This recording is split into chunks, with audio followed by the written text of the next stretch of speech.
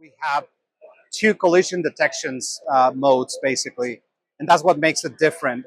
The first collision detection, it's basically a load cell within the carriages. And this one engaged with 13 newtons of force, and that's when they engage. But we have a second collision detection, which basically it's a patent pending collision detection, which utilizes the current and the servo drive into an algorithm, and that's what gives us that edge on the collision detection.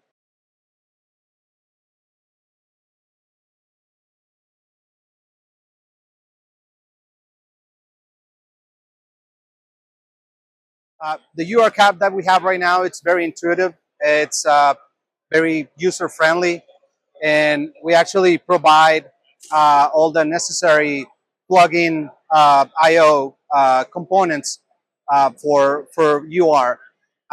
We currently have an add-in for ABB, and by the end of the year, we'll have something for FANUC.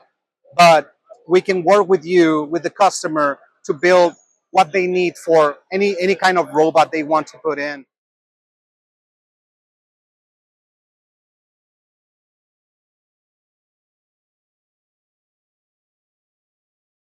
We have some applications where it could be palletizing, material welding, inspection, even assembly, in particular in automotive industry.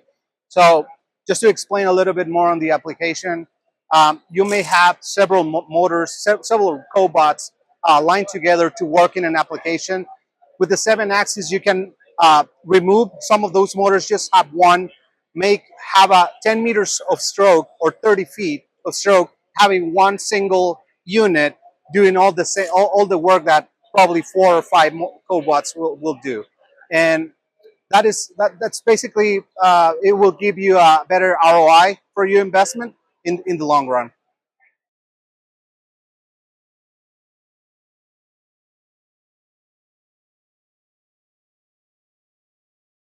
It's very intuitive.